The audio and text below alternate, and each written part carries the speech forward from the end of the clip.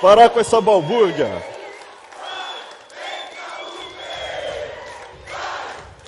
Obrigado. Obrigado, gente.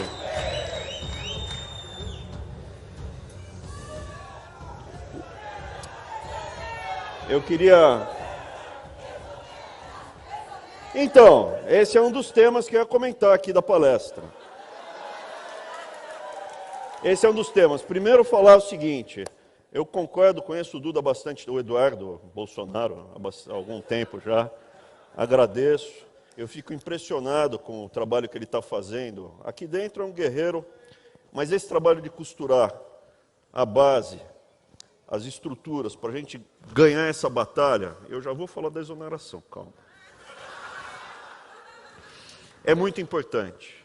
É importante para a gente ter estrutura, ter um evento como esse, ter a perspectiva que é uma batalha internacional.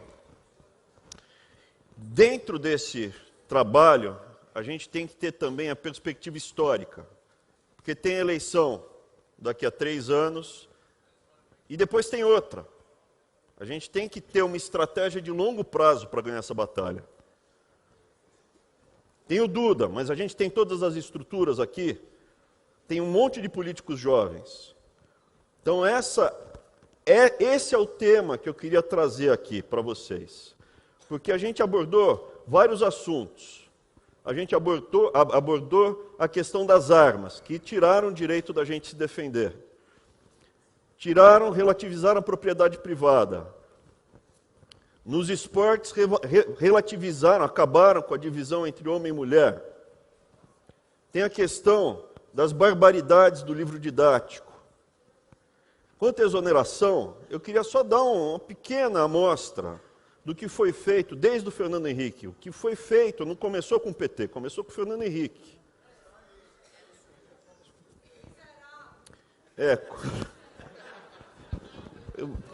O meu irmãozinho ainda está, o Arthurzinho ainda está se recuperando, mas como ele diria, né?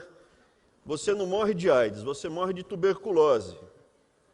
Então, você tem a doença oportunista e você tem a AIDS. Quem enfraqueceu o nosso organismo foi justamente...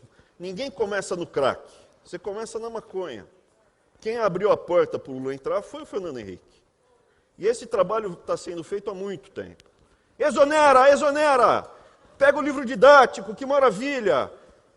Na República Federativa do Brasil, nós temos 600 mil servidores civis na ativa. 300 mil estão no MEC. É do tamanho das Forças Armadas. Os poucos últimos anos do PT, da Dilma, aumentaram em 100 mil no MEC, só no MEC. Ah, é? Tá bom. Com concurso público e o STF, Ministério Público, a gente tem que usar a cabeça. Nós somos indivíduos, a gente está crescendo rapidamente. Uma coisa só que eu discordo do nosso amigo Eduardo Bolsonaro, que organizou tudo, está liderando esse processo todo. O que o Onix comentou, é o nome do futuro. Esse daqui é o cara do futuro.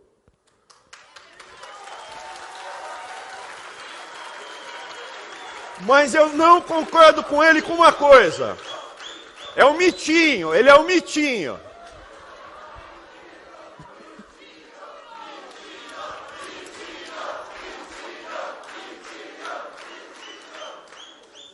Mas eu queria discordar dele de uma única coisa.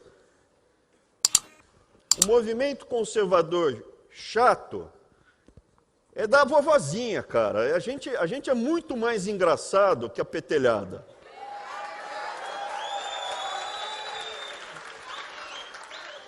Quando eu era moleque, sempre tinha aquela velha chata que pintava o cabelo de azul. Hoje tem também a mulherada pintada de cabelo azul, que é chata, que vem amolar a gente. A gente é engraçado, a gente é alto astral, estamos com energia e vamos ganhar a batalha. Mas para ganhar a batalha, não adianta atacar os sintomas. Tudo que a gente falou aqui foram os sintomas. Estão destruindo as diferenças entre sexo, estão quebrando a nossa identidade individual. Porque se eu não sei quem eu sou, Por que eu vou lutar? Destroem a nossa identidade familiar. Se eu não tenho filhos, para quem eu vou lutar? Eles destroem os nossos valores, nossas referências históricas. Cadê o José Bonifácio? Cadê os irmãos Rebouças? Cadê a princesa Isabel? Cadê a dona Leopoldina? Cadê os livros que sempre definiram a cultura brasileira? Cadê a Bíblia?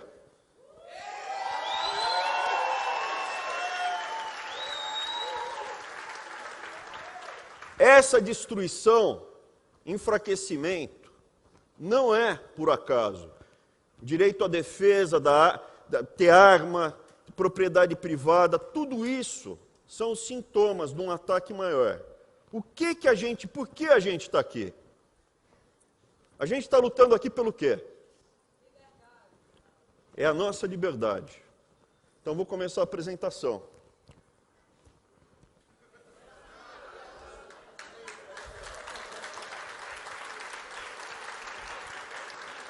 Está na hora de quem quiser tomar o comprimido azul sair. Posso dar sequência? Eu conto no final o que é isso aqui. Está em grego. Por que está em grego? A democracia surge com a classe média. Como é que surgiu o conceito da democracia? Surgiu na Grécia.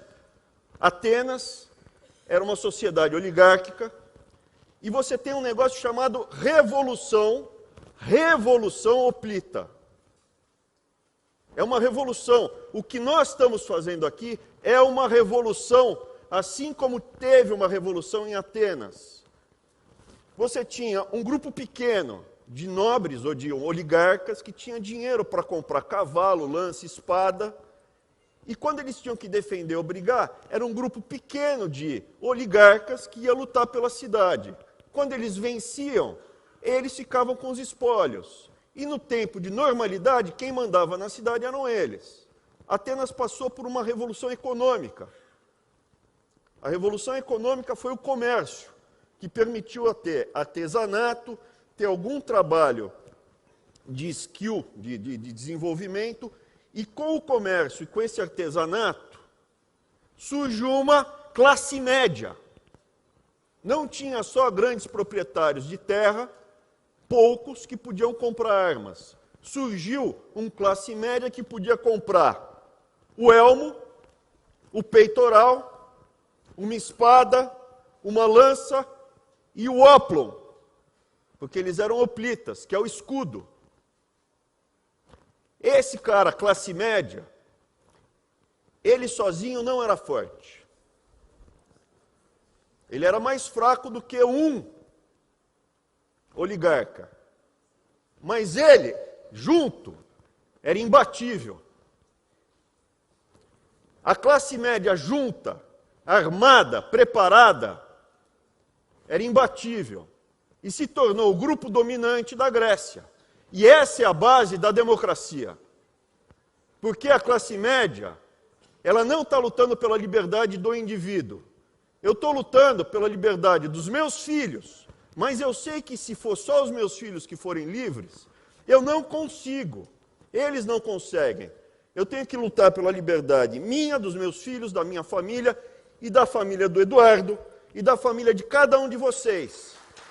Porque juntos nós não seremos escravos. É disso que a gente está falando. A batalha da educação é sobre liberdade. Um analfabeto é um escravo. Ele não consegue nem andar de ônibus. Um analfabeto, ele é totalmente guiado, porque ele não consegue interpretar um texto.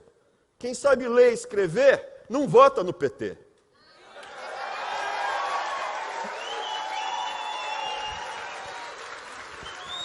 Internet, ler e escrever, acabou a discussão. Quem sabe ler, escrever e é autodidata, acaba aprendendo um ofício. E se tem um ofício, tem renda. E se tem renda, não depende de um demagogo ficar ameaçando. Olha, ou vota em mim ou eu corto o Bolsa Família. Educação da família e ensino na escola gera liberdade. Quem fala que a classe média é fundamental para a democracia é um carinha chamado Aristóteles. Ele estava já depois, uns 350 anos depois da Revolução Hoplita. Mas ele identificou que uma comunidade política que possui extremos de riqueza e pobreza não é uma cidade de pessoas livres, mas de escravos e senhores. Aonde os escravos ou servos, eles têm muito ódio, têm muito rancor. E esse rancor pode ser capitalizado por um demagogo que vira ditador e domina toda a cidade. Ou a cidade vai ser comandada por um grupo de oligarcas, que vai desprezar a maior parte da população. E quando tem uma invasão, os servos estão se lixando, os oligarcas são poucos. As pessoas da classe média são livres da arrogância de ricos e da inveja dos pobres. E como membros dessa classe são semelhantes. E é provável que se considerem semelhantes para discutir tudo, desde como governar e alternar o poder, sem exigir o domínio permanente, como os ricos, ou aceitarem a submissão dos pobres. Aristóteles falou isso há quase 2.500 anos. Mas ele também falou uma outra coisa. Sem uma classe média, normalmente você caminhará para uma situação ou de uma oligarquia elitista, opressora, ou de uma tirania. Uma pessoa que vai lá e vira a massa, transforma essa massa de servos em massa de manobra. Qual é o problema? O problema é que Aristóteles é brilhante, mas ele precisa ser atualizado. Por quê? Porque hoje o desafio é muito pior do que era nessa época. Hoje, você vê um grupo de oligarcas que se uniram numa estratégia totalitária de poder. E é disso que a gente está enfrentando. Quando o Eduardo Bolsonaro organizou o evento em Foz, eu falei en passant que o problema que a gente estava enfrentando é que os comunistas, o movimento de esquerda, era aliado aos grandes bancos, às grandes empresas. Eu não tive tempo de explicar com o que a gente estava lidando. Mas para a gente ganhar estratégia de longo prazo, não adianta atacar os sintomas. Você tem que descobrir a causa. Quem é o nosso inimigo? Hoje enfrentamos a aliança de famílias oligarcas com tiranos demagogos. Eles estão unidos. Poucas famílias que controlam segmentos inteiros da economia estão unidos umbilicalmente com movimentos totalitários de esquerda, que desenvolveram uma estratégia de domínio cultural, social, desestruturação dos nossos valores, das nossas referências, das massas desprovidas. A classe média é inimiga desse movimento. E quem falou isso foi uma das pessoas mais brilhantes em termos de capacidade de análise, uma das melhores análises que eu já vi nos últimos tempos. Mas deixa eu voltar, antes de passar a análise dessa pessoa. Isso ainda eu estou trabalhando nos conceitos, mas o que você tem hoje? Você tem o craqueiro, que é o lumpesinato, é o cara que perdeu tudo. É a massa de manobra total. Quem ele é? Ninguém. Quem você é? Não sou ninguém. O craqueiro é um momento extremo, mas você encontra muitas pessoas que estão nessa situação sem usar o crack. Eu vou achar outro termo depois. Mas é uma pessoa que perdeu todas as referências. Quem você é? Não sei, não sou ninguém, não tenho casa, não tenho ofício, não tenho religião, não tenho os valores, não tenho ideologia, não tenho identidade, não tenho sexo, eu não tenho país, não tenho família e eu não tenho perspectivas. E principalmente as perspectivas intergeracionais. Isso é, eu não tenho perspectiva de lutar pelo meu filho e pelo meu neto, que é o que levava os hoplitas para a falange, para defender o que? A família dele, a próxima geração. Eu vivo o momento. E numa situação extrema, eu uso crack. Pronto, já vai sair na folha. Ministro da Educação usa crack.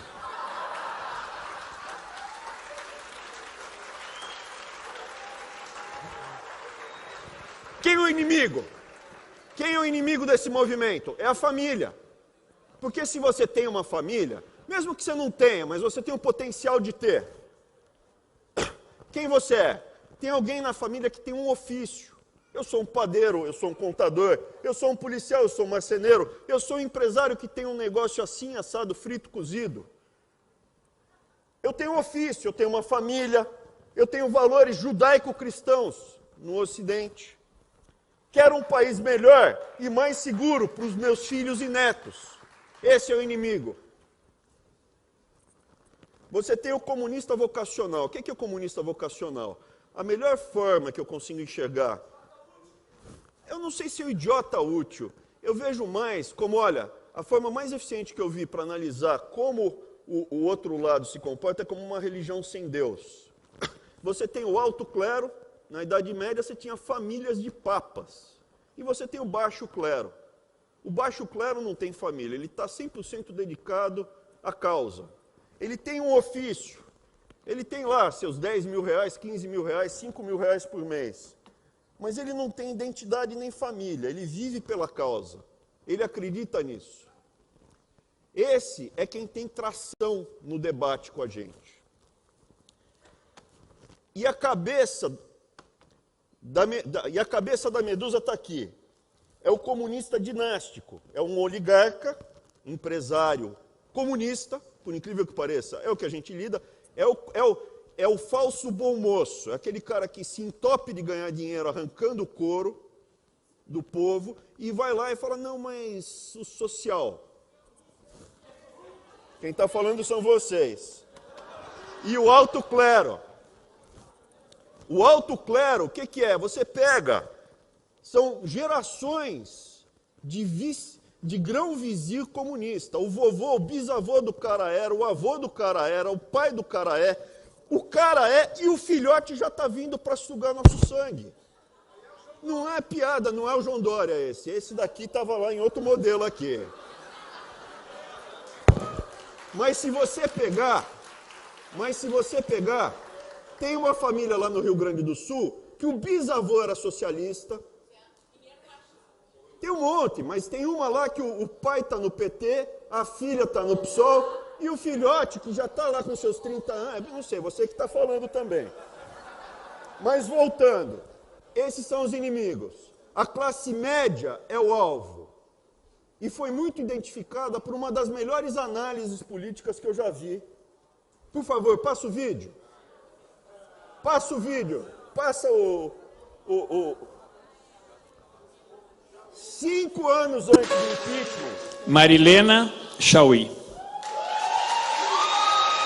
Escuta, não despreze o inimigo, seu inimigo é inteligente.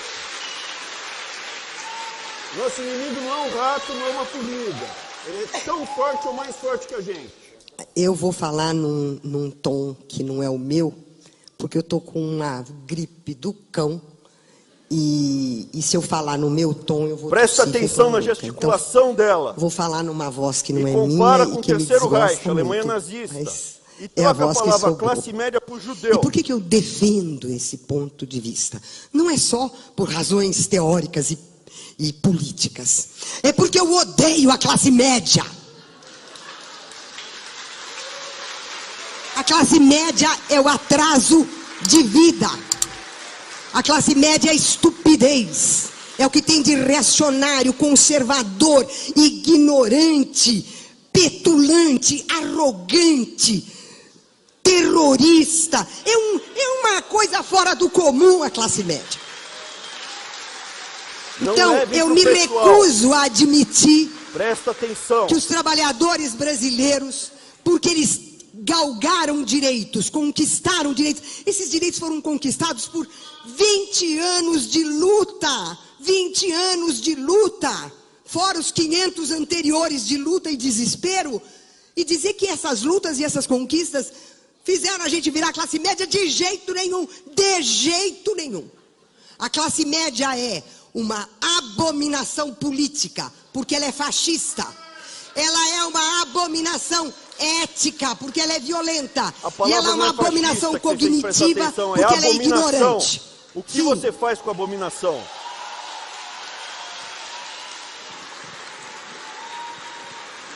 Preste atenção no vídeo, na gesticulação dela. E pega qualquer discurso do Terceiro Reich. Troca a palavra classe média por judeu. É Schmutzige Juden. Pode voltar para a apresentação, por favor. Como é que está indo? Está tudo bem? Eu prendi a atenção de vocês? Agora eu vou precisar de um pouquinho de concentração. Mas não para eu te explicar a teoria de microeconomia, só para vocês acreditarem que o que eu vou falar é ciência. E se vocês quiserem ver depois, é fácil de ver. Eu não vou explicar a teoria microeconômica, só vou falar para vocês como funciona e mostrar que existe uma série de equações, é um trabalho científico profundo e sólido para o que eu vou falar aqui. Está no livro de economia básica, inclusive eu cheguei a dar o curso, isso aqui era o meu curso. Alguns slides do meu curso. Então, toda vez que você tem um livre comércio e você faz uma troca, comprei uma água, estou com sede, gastei R$3 na água. Depois de comprar a água, as duas pessoas que fizeram a negociação estão melhores. Porque eu estava com sede, eu teria pago R$5 na água, eu teria pago R$10 na água, eu estava realmente com sede. E o outro ficou feliz, porque ele ganhou R$2 ou R$1 na água. Os dois lados saíram ganhando.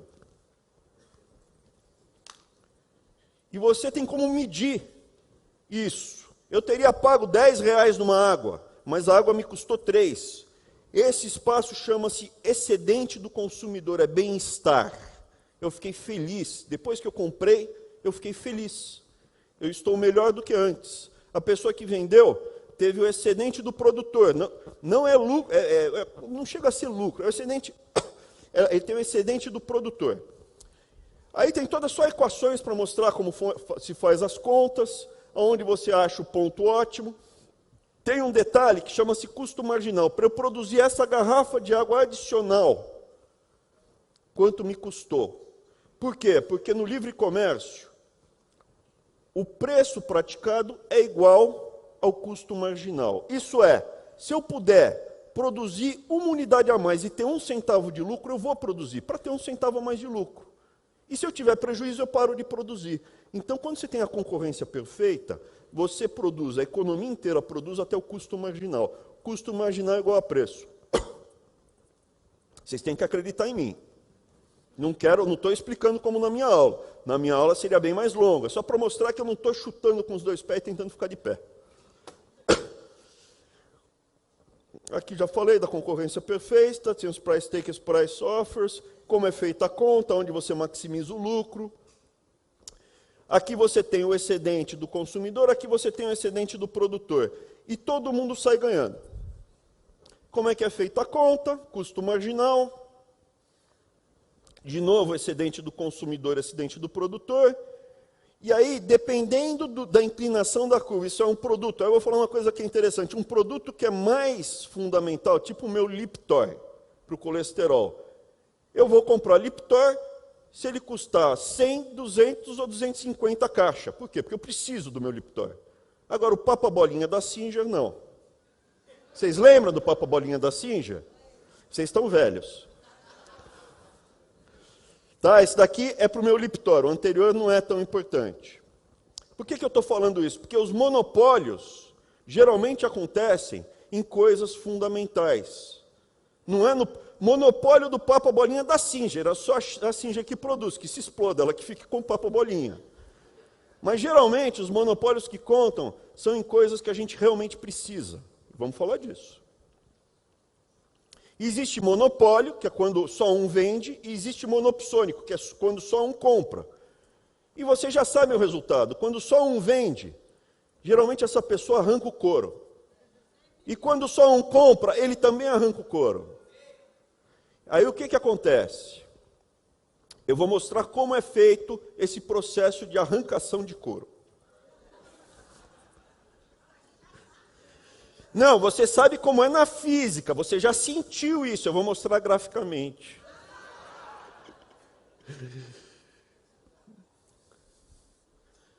Teoria dos jogos, monopólio puro é raro. Ah, sim, monopólio puro é raro. Só um produtor é raro. O que a malandragem faz? chama ter um market share muito grande. Eu não sou o único produtor. Não, mas você tem 90% do mercado. Na prática, você é um monopolista. Que é o caso da cerveja no Brasil.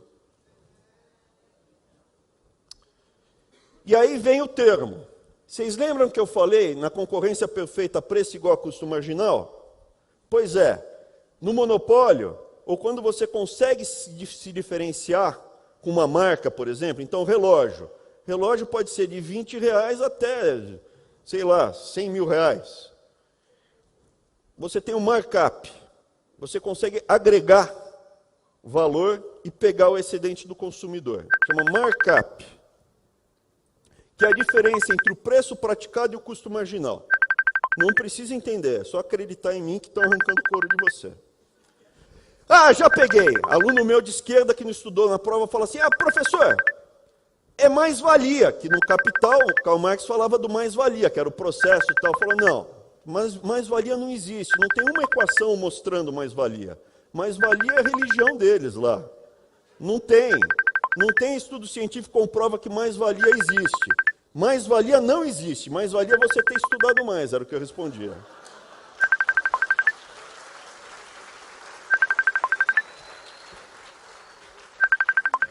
Muito bem, agora vem o gráfico que eu vou mostrar, e também se não entender não tem importância, porque depois vocês vão entender, mas olha, na concorrência perfeita, preço é igual a custo marginal, e todo mundo fica feliz. No monopólio, você restringe a quantidade que você vai vender, o preço é mais alto e você arranca isso de quem ia comprar e as pessoas que poderiam ter comprado aqui não vão comprar. E todo mundo aqui sai perdendo e quem ganha é o monopolista. Tá? Então tá tudo, é científico que eu estou falando. Não é papo, e é ciência básica. Tá? Para isso que existe uma coisa chamada legislação antitrust. Não pode, monopólio é feio. Não pode. Quando a Capitu, de vez em quando eu solto ela, a Capitu é minha cachorrinha. Eu vou passear com ela, aí eu solto ela. Aí ela vem, Capitu, ela é super educada apesar de ser de esquerda. Aí eu chamo, vem Capitu, vem. Aí ela se interessa por algo, e deu uma feia, não pode, vem. Aí ela vem. Então, lei antitrust, não pode, é feio, não pode. Tá? Não pode ter monopólio. Não pode ter... E quem foi o primeiro guerreiro contra os monopólios foi o Theodore Roosevelt no começo do século XX. Tinha um cara chamado John Rockefeller que fez o monopólio do petróleo e do querosene nos Estados Unidos com a Standard Oil. O Theodore Roosevelt virou presidente e falou, bonitão, naquela época tinha exatamente isso. Grandes conglomerados estavam conseguindo monopólio em áreas importantes da economia americana. Baron Robbers, os barões ladrões. E o Theodore Roosevelt, que era um destrambelhado, que gostava de arma, que gostava de caçar, ele chegou para os caras e falou, pode parar com isso aí. Porque esses barões ladrões estavam tentando, como eles tinham poder econômico, entrar, como na Grécia, na política. Se não fosse pelo Theodore Roosevelt, os Estados Unidos hoje não seria uma democracia como é hoje. Não teria tanta classe média. Ele obrigou o John Rockefeller a quebrar a Standard Oil em 5. E falou, escolhe uma das 5, as outras 4 você não pode ter controle. Acabou o monopólio. E hoje o setor de óleo de petróleo nos Estados Unidos tem 1 zilhão. Mas essa dinâmica de sempre tentar pegar o monopólio é constante. E continuamente a gente tende a lutar contra ela. Vou dar outro exemplo, a Microsoft, esse bonitão aqui que posa de bom moço, esse cara daqui que posa de bom moço, na verdade, nada mais é do que um oligarca que arranca o couro. Lembra que eu falei que custo marginal é igual a preço? Qual é o custo marginal de você instalar um software a mais num computador? É 0. Vou instalar um software aqui, tanto é que tem, né? Vou instalar aqui, é 0. Todo o preço que você paga por um software é markup. Sendo que no passado, vocês vão lembrar, ele não tinha o melhor produto. Ele conseguiu esse monopólio porque ele conseguiu um contrato com a IBM, que tinha muitos tinha uma prevalência no mercado, e aí começou um jogo de monopólio tirando a competição. E chegou a essa situação. Quando a Google se viabiliza, o que aconteceu? O preço relativo do software da Microsoft caiu. Não é mais tão caro instalar Microsoft no seu computador como era no passado. Por quê? Porque hoje tem concorrência. E a Petrobras? Quem arranca o couro é o corrupto ou o funcionário da Petrobras, que ganha salários acima. E quem paga? A gente.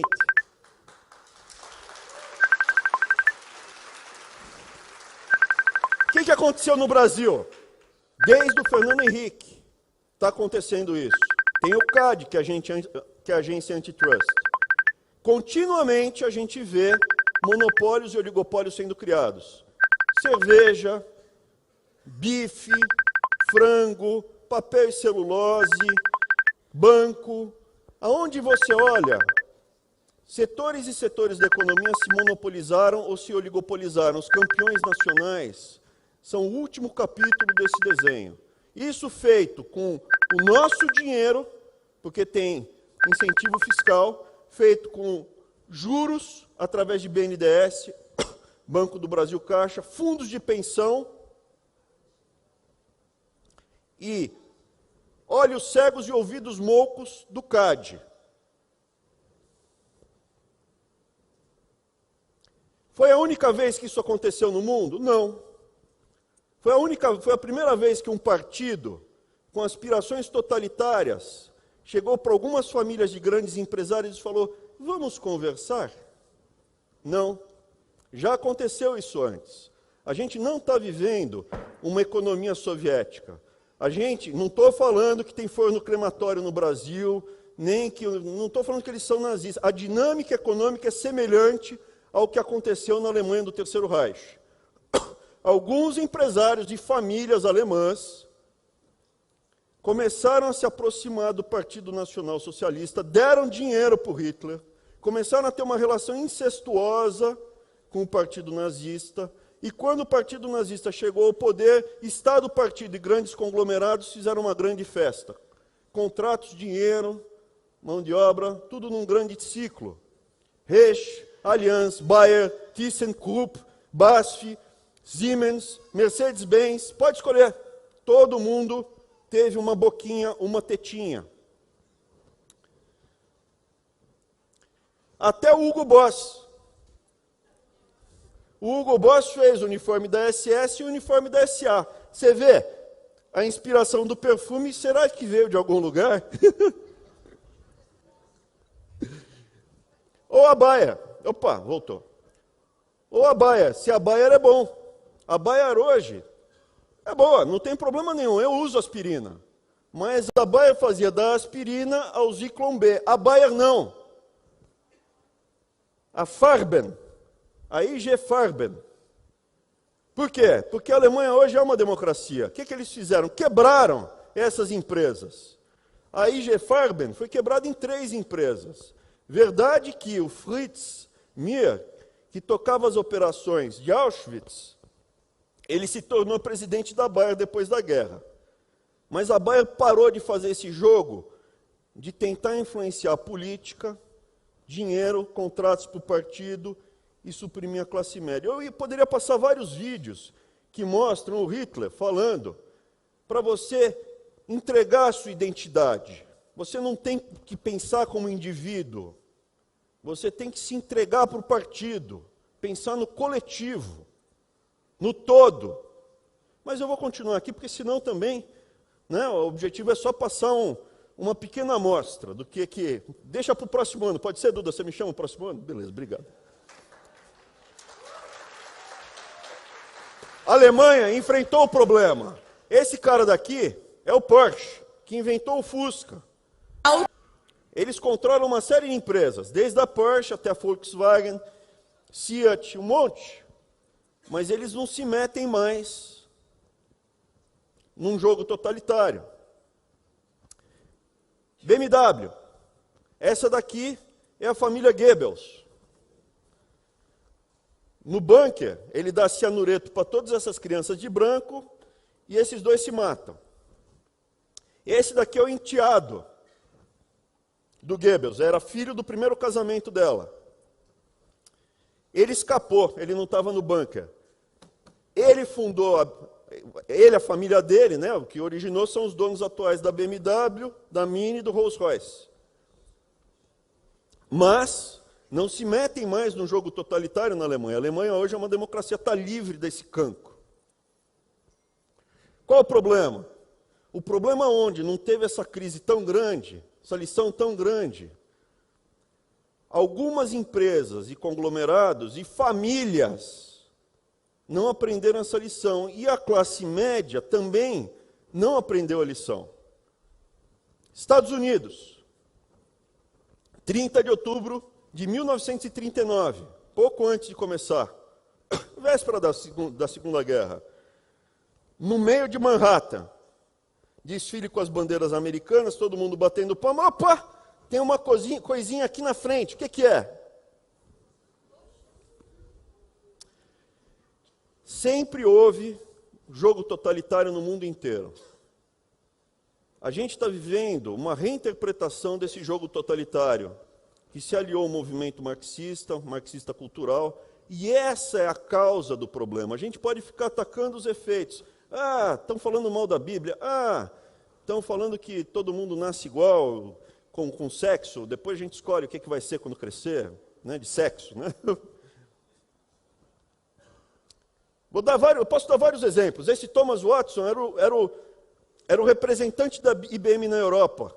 A IBM ganhou o primeiro grande contrato, e aí começou, com a Alemanha nazista, entregando cartões perfurados, que é o avô do computador, para identificar quem ia para o campo de concentração. Grandes conglomerados, fora da Alemanha, não aprenderam essa lição. Continuaram nesse jogo. Esse cara daqui é o Henry Ford, ganhando umas medalhinhas dos representantes da Alemanha nazista. O Henry Ford era um nazista. Ah, mas ele era brilhante. O Porsche também era brilhante. Eu uso aspirina. Esse cara daqui, na pessoa física, era um escroque completo. Só que a família dele não aprendeu que não pode, que é feio. Por isso que a Fundação Ford dá dinheiro para a ONG no Brasil cercar a minha família em Santarém para detonar comigo e com a minha família na frente das crianças. A Fundação Ford faz isso, interfere diretamente aqui no Brasil na nossa liberdade, na liberdade das nossas famílias. Mas não é só a Fundação Ford.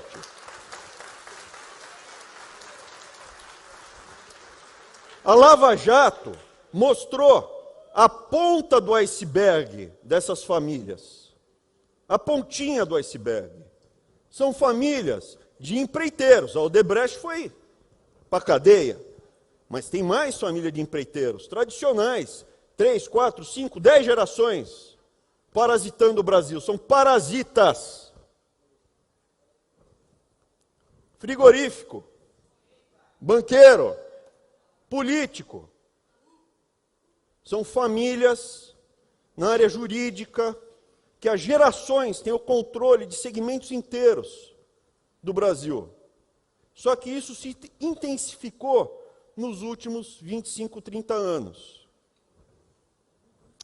O mecanismo é que essas famílias, é um mecanismo isso, as famílias oligarcas e esquerdistas bilionários, são bilionários. Teve um aí do Rio Grande do Sul, que alguém falou o nome, que ficou bilionário na advocacia. Perfeito? Qual é o nome mesmo? Vocês estão falando, eu não falei nada. Escondidas num manto falso de bom mocismo. Eu posso falar aqui de várias outras, que não aparecem. Telecomunicações, alguém já pensou em uma? Não adianta bater no CPF, no CNPJ. Não adianta bater no CNPJ. Tem que bater no CPF. É ali que dói.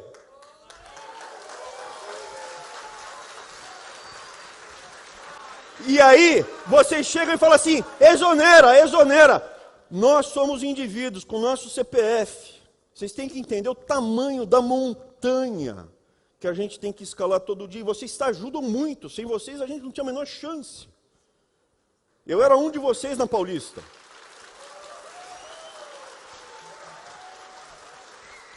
Essas famílias que ainda não foram desbaratadas, elas ainda possuem uma grande parte do poder econômico e político no Brasil, no judiciário. São famílias que estão lá. E é contra isso que a gente está lidando. Como a gente desmonta, como a gente corta a gasolina. Para fazer manifestação precisa de dinheiro. Vocês repararam que as manifestações estão menores? Porque a gente está cortando a gasolina. Antes de exonerar, precisa cortar a gasolina. Só que a gasolina ainda não foi cortada. E aí? Vamos encarar o problema? Vamos enfrentar a raiz do problema ou vamos continuar batendo nos efeitos colaterais? O paciente está doente, tem que evitar a febre, tem que dar antitérmico. Mas se a gente não for no problema e enfrentar, bater de frente com eles, a gente vai virar escravo, como na Venezuela. Os nossos filhos e as nossas filhas vão se prostituir por um pedaço de sabonete, que é o que acontece em país socialista. E aí eu te pergunto, quem vocês preferem ser? O isentão do Chamberlain, que foi para a Alemanha, né? O Hitler foi lá e invadiu. O Chamberlain, isentão, razoável, bem educado, foi lá, apertou a mão do Hitler, falou, vamos conversar. Dialogando, a gente se entende.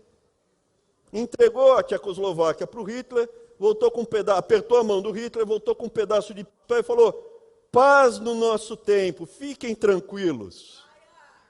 Pouco depois, Segunda Guerra Mundial. Ou vocês preferem esse gordinho aqui, falava palavrão, bebia, contava piada, ia para cima. Eu já escolhi o meu lado.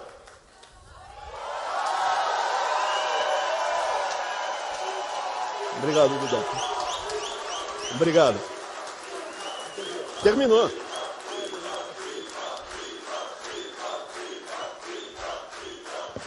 Obrigado, gente.